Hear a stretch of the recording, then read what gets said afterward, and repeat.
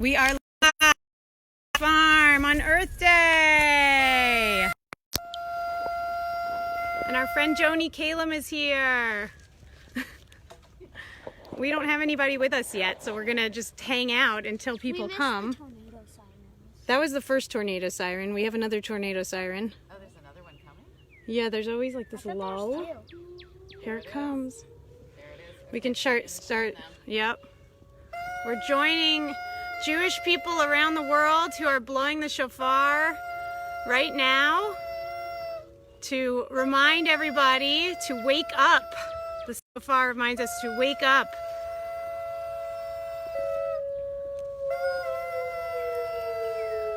We're sounding the call to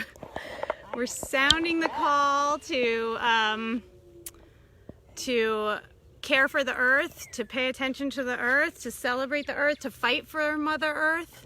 So welcome to Live from the Farm, April 22nd, 2020.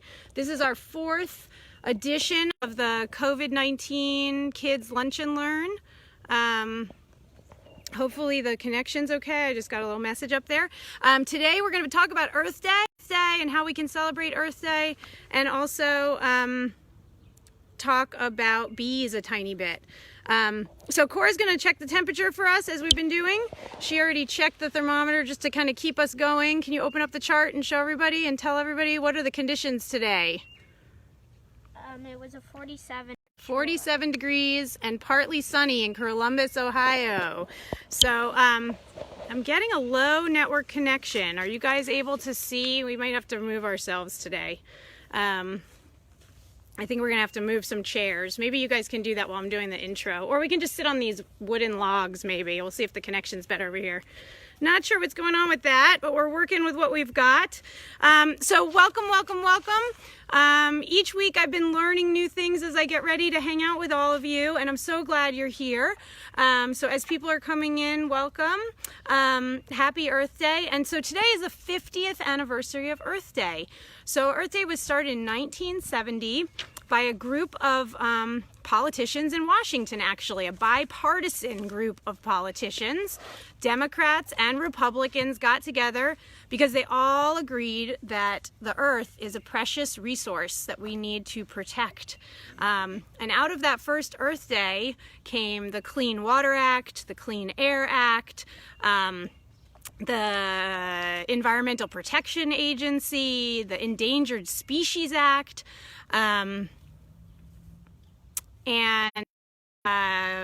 sorry, I'm reading comments and trying to talk. We were live for like a second, and then the camera was turned the wrong way. So sorry about that. We are back, and this is our feed. And welcome and happy Earth Day. So, the first Earth Day was actually planned as a teach-in. So people all over the United States on college campuses were encouraged to get together and have learning sessions just like we're having right now.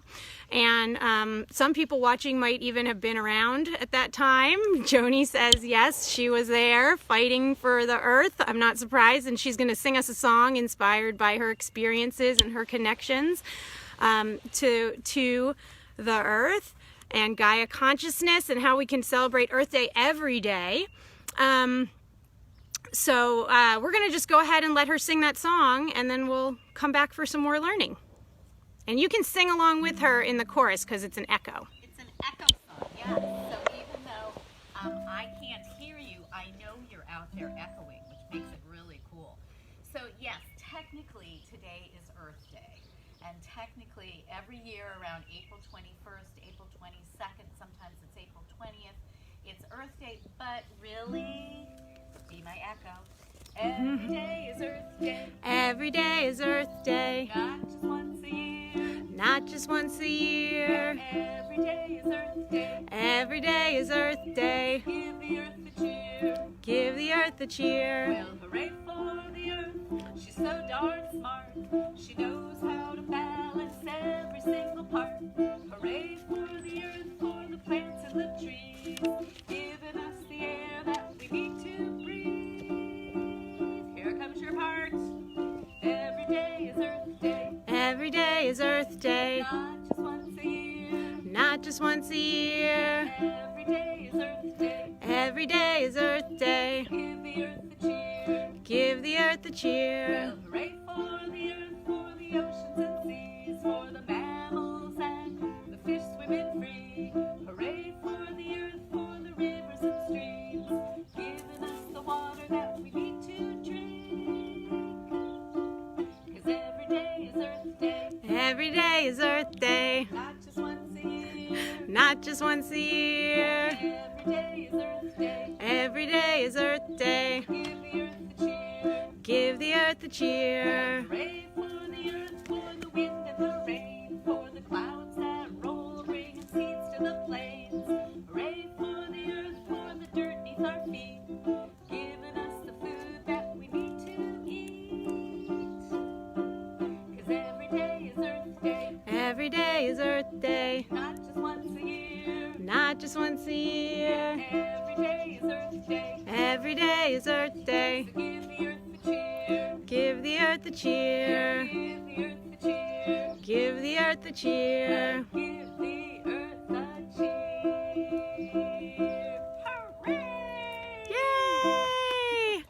Thanks, Joanie. And we have lots of friends joining us today from Red Oak Community School, and they're sending their messages about how happy they are to be singing with you today. Yes, I will get more videos up for Red Oak for you guys to keep your music stuff going. And hopefully you guys are inspired to get your ukuleles back out or get your song sheets out. So Cora and I have been rereading this book that we read a few years ago. But it feels like it could have been written yesterday. And it's a story about some animals who come from a place called Farthing Wood.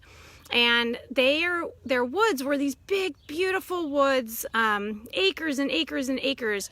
And over time, humans started cutting off little corners of the wood, chopping down some trees here and building a shopping mall and building a housing development here. And over the years, their woods got to be very... I'm getting that low network connection sign again. I'm sorry. I hope it's good. Their woods were so small they had to go and find a new home. So this book is all about their journey to find a new home. And we got to a part of this story that is so appropriate for Earth Day this morning that I just thought I had to share it with you a little bit. So Cora's going to try to do a couple of like illustration shots for you while I'm reading. But the reason I'm reading it to you is that part of what inspired the first Earth Day was a book by a scientist and author named Rachel Carson, and she wrote a book called Silent Spring in 1962.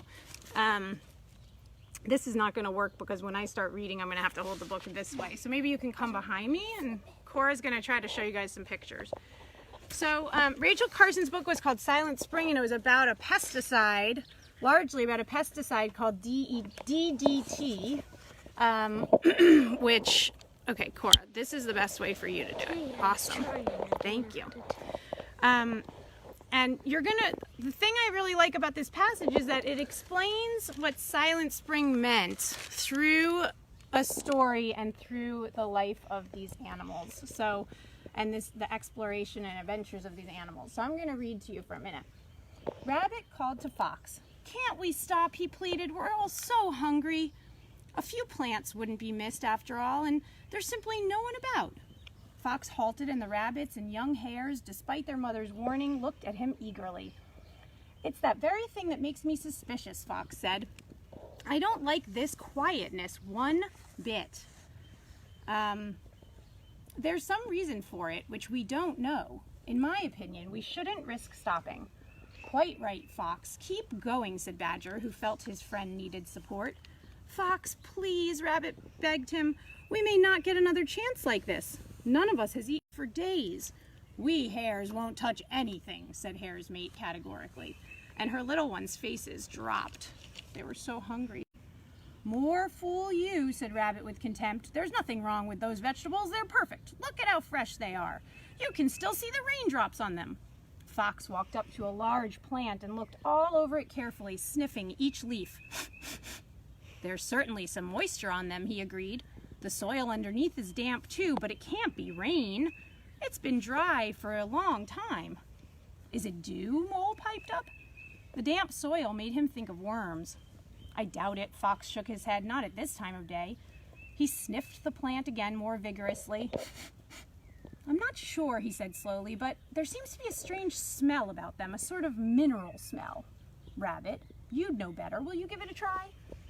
Rabbit went to the cabbage and his nose quivered excitedly. Nope, nothing different, he observed, although he had detected the mineral smell. He was determined to persuade Fox to give way. I still don't like it, Fox said uneasily. I'm not convinced they're safe. And this silence is getting me down. Where are all the insects we usually hear? I'll bet you wouldn't find a single caterpillar on those plants. They look too perfect. While the animals continued to debate the matter, Mole slipped down from Badger's back. His keen appetite was beginning to master him again. He had been deprived of his usual quota of earthworms. We had a picture of Mole here somewhere. He had been deprived of his usual quota of earthworms, and his appetite was beginning to master him. The thought that at last, in this field, there was a good chance of finding a satisfying number of worms proved too much for him.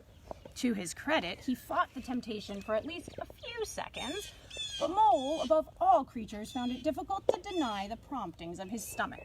And if you ever read this book, you'll see Mole is always getting himself in trouble because he keeps wanting to eat lots of earthworms. Or be nice. Yes. He scurried behind a large cabot plant and began to dig furiously. I should be able to catch a few and get back again before they miss me, he panted as he dug, his whole mind devoted to the thought of plump, pink, wriggling worms. He was soon hidden from sight. Fox and the rest of the party had not reached a decision. I say don't be tempted, Weasel was saying. The plants may be delicious, but surely it's better not to risk anything than be sorry afterwards. It's all right for you. You don't eat cabbages, Rabbit said angrily. Otherwise you wouldn't be so indifferent. Well, Fox began. No, said Badger. Fox, don't waver, he whispered to him. Let's get out of this place while the going's good. It's broad daylight. Humans could appear at any moment, and we'd be spotted. I don't like to seem hard on them, Fox said doubtfully. We'll soon forget it and be glad we went on, Badger urged. I think we... He broke off as he heard the sound of Whistler's wing. Whistler's a big heron. He was racing toward them, accompanied by Kestrel and Tawny Owl. Come on, keep going, they called. What is it? Fox asked, alarmed. The birds landed together. This place is a graveyard, said Kestrel, and he shuddered. Poisoned, said Tawny Owl. Nothing is safe. Poisoned? gasped Rabbit. The whole area, Whistler nodded. There's an orchard just ahead. The ground is littered with bodies of bullfinches, chaffinches, blackbirds. Then the moisture, began Rabbit. Poison, cried Fox. But surely no one has eaten, faltered Kestrel. No, said Fox, and he gulped at the danger they escaped. You were in the nick of time. The whole farm has been sprayed with chemicals, Tawny Owl explained. All wildlife has fled. Some were too late, he added. For goodness sake, everyone, let's go, said Fox. It was only then that Badger began to look for Mole, who was at the moment emerging from a hole he had dug behind the cabbage. Badger saw the soil on his friend's fur and feet. Oh, Mole, he wailed, what have you done? Worms, said Adder, the snake. Infected worms. Mole, you've poisoned yourself. Mole looked at them in consternation. But I haven't eaten any worms, he said. They're all dead. So that's a story that really very clearly illustrates Rachel Carson's message from Silent Spring. So it's a really sad part of the story, but it is a really great adventure book, and I highly recommend it. So today we were going to talk about bees, and we're going to have another session where we talk about bees in a lot more detail. But for today, I just want to remind everybody that the bees are starting to wake up from their winter hibernation. And if you've been in any of the ravines around Clintonville or wherever you live, if you've gone to the woods, you might be seeing the wildflowers, the tiny wildflowers that grow really low to the ground are starting to emerge, and the bees are having some good springtime treats, eating some nectar from those, as well as the dandelions that hopefully you're letting some of them grow in your yard to feed the bees, and you're not pulling them all up. I know some friends from Red Oak have been trying to eat them. Somebody made some cookies with dandelions I saw posted, and people make dandelion wine and they eat the roots. So I would definitely encourage everyone to think about not pulling the weeds and leaving some of them for the bees, and also think about planting as you're planting your gardens this spring. Think about planting flowers and flowering plants and vegetable plants that will feed the bees, and there's lots of lists of those online. This month happens to be Native Plant Month in Ohio, April. It's the first annual Native Plant Month in Ohio that was determined by the government in the fall or summer, I forget. So they have a website about that also. And do you know what time it is? It is 12:20, 12:19. Okay, so I'm going to show you just a couple pictures of bees, and then Joanie's got a really great song about bees that from her friend. So we're going to take our stuff back over there with us. I think we're okay. Well, actually, if you want to grab that house, that's great. And what about the brown thing? No, this is oh yeah, just maybe a couple of those little cocoons would be great. Thank you. Okay, so we've got a collection of things to share today. So the first thing is, you might have seen some of these Ohio field guides that the Ohio Department of Wildlife here in Ohio publishes. They have ones about moths, they have ones about birds, they have so many of them, and you can usually find them at the nature centers, at the different metro parks and things. And this one's all about bees, and they have some really great information to tell you all about bees, why bees are important, and then they go into all different types of bees that live here, bees and wasps that live here in Ohio. And a lot of things people the first thing, especially kids, think of when they think of bees is getting stung by a bee. But an important thing to know is that most bees and wasps will not sting you, and that the few that do mostly are not going to hurt. They're not going to hurt for that long. So this is a picture of a bee larva, and all bees actually start as tiny little worms, and then just like butterflies, they go through a metamorphosis, and they develop into what we recognize as bees. So let's see, I think I had a couple other. This is a great picture. You can see, I think what I've read is that mostly female bees will have all these hairs on them, and they go out and they work collecting the pollen. And so they climb all over the plants, and they have these little hairs that the pollen gets stuck to. Cora has a question. Most bees that we see are female. Oh, is that true? Yeah. What are the males doing? You would know. I think they're at home watching the babies, Yeah. right? The mamas are the workers in the bee colonies, and the Actually, it's only one mom. one mom, the queen bee. That's right. That's right. So here's another picture of, this is a sweat bee, and it's covered in pollen. It looks like almost golden. Yeah, looks like those scarabs in the pictures of Egypt.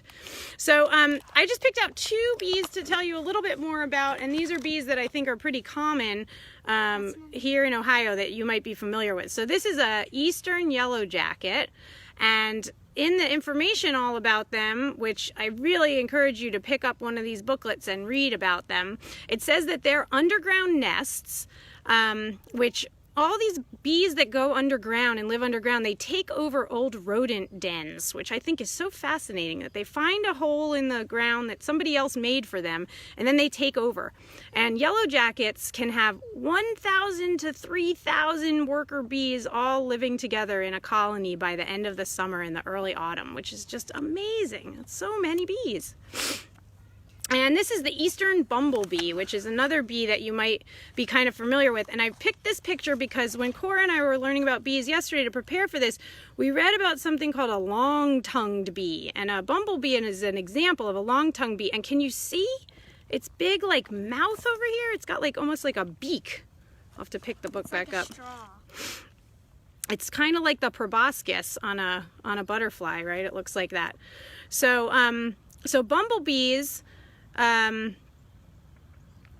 bumblebees are another really common bee that you could see around Ohio. So we'll come back to bees and learn a lot more about them in the future. But for today, since it's Earth Day, I think the really important message to take away is that there are things that you can do, that I can do to help the bees. Because Earth Day is about getting outside and enjoying the beautiful weather and enjoying nature and parks, but it's also really about, and we learned about a minute ago in the history of the origins of it, it's about trying to find a way to make a difference and fight for the earth and work for the earth. So one thing you can do, and probably some of you have done this already and in the past, is you can get some native seeds and make seed bombs and find a space that could use a little bit more vegetation and some flowers and some beauty. So Cora and I are going to go around the neighborhood and find some places where we can plant these seed bombs. And I was thinking maybe maybe we could find some public little patches that are along where we walk the dog, so that maybe periodically we can go back and water them, because seeds need water to grow, right? We talked about that the other day. And the other thing you can do is put out boxes that bees can live in. So not all bees live in the kind of hives that we normally picture. A lot of bees, most bees, are actually solitary, and they don't live in big colonies, they live by themselves.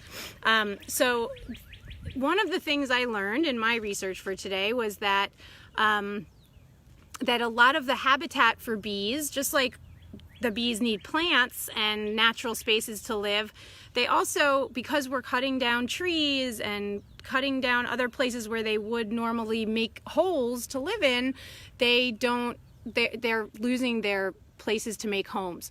So there are lots of ways that you can make your own solitary bee homes that, again, you can find them online. If you look, you can just take some straws and tie them together and make a solitary bee home. This is one that my neighbor bought, and Cora, can you go grab, oh, they're in here. He bought this last year and he put them out, and by the end of the season, let's see if we can get this bag open really quickly. Inside of the home, some bees and other animals had actually made these cocoons. You can see they're the shape of the holes, and then he took them in the winter to try to keep them from freezing, I guess. But maybe he can join us for our next meeting. But you can see they're leaves that were rolled up and stuck into those holes to make the cocoons. So really cool, and I have a lot more to learn, but we're going to end today with this song. I'm going to let Joanie introduce it. And she sang it one other time that she visited the farm, and I just fell in love with it, so I asked her to come and share it with all of you today. So I hope you enjoy it, and here she is. This song is another sing-along song. This is a song that my friend Nancy Schimmel wrote. She spells her last name Schimmel, and you should look up her website, because she has amazing songs about the environment. She's just a brilliant songwriter. And this song is called For Every Third Bite, okay? And you will see how you can sing along just those words, for every third bite. And then the chorus is hum a little hum, buzz a little buzz, right? Or the other way. Hum a little hum, buzz a little buzz. Yeah. All right. So if you're at home and you feel like getting up and dancing around like a bee, remember, to dance around like a bee, you've got to put on short little wings, okay? And they go around, right? Isn't that the thing with bees? They do dances. So they do these dances, okay? So you can be humming and buzzing and singing for every third bite you eat. For every third bite you eat, thank the bees for the peppers on your pizza and the cheese. You know that bees make honey, but the nectar's just a tease. For every third bite you eat, thank the bees. Hum a little hum, buzz a little buzz. For every third bite you eat, thank the bees. Yeah, hum a little hum, Buzz a little buzz. For every third bite you eat, thank the bees.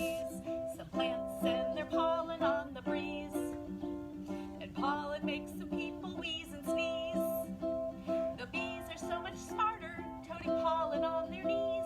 For every third bite you eat, thank the bees. Oh, hum a little hum, Buzz a little buzz. For every third bite you eat, thank the bees. yeah, hum Hum a little hum, buzz a little buzz. For every third bite you eat, thank the bees. Flowers cannot go out on a date. They simply have to sit around and wait until they get the pollen. They cannot set the seeds. For every third bite you eat, thank the bees. Hum a little hum, buzz a little buzz. For every third bite you eat, thank the bees. Hum a little hum, buzz a little buzz. For every third bite you eat, thank the bees. For bees and moths and hummingbirds and bats, the flowers all put out their welcome mats. The colors and the nectar and the smells are sure to please the bats and moths and hummingbirds and bees. Oh, Hum a little hum, buzz a little buzz. for every third bite you eat, thank the bees. Yeah. Hum a little hum, buzz a little buzz. For every third bite you eat, thank the bees. It isn't every bee knows how to sting. Some are only sweetness on the wing. Like the orange blossom special, they sound among the trees. So for every third bite you eat, thank the bees. Yeah. Hum a little hum, buzz a little buzz. For every third bite you eat, thank the bees. Hum a little hum, buzz a little buzz. For every third bite you eat, thank the bees. And thank you, Nancy Schimmel, for writing this amazingly brilliant song and all kinds of other amazingly brilliant environmental songs. Thanks, Joanie. So now we all know we can go look up Nancy's music if we're looking for other ways to celebrate. Find a way to get out and celebrate and activate. And we'll see you again next week. Peace.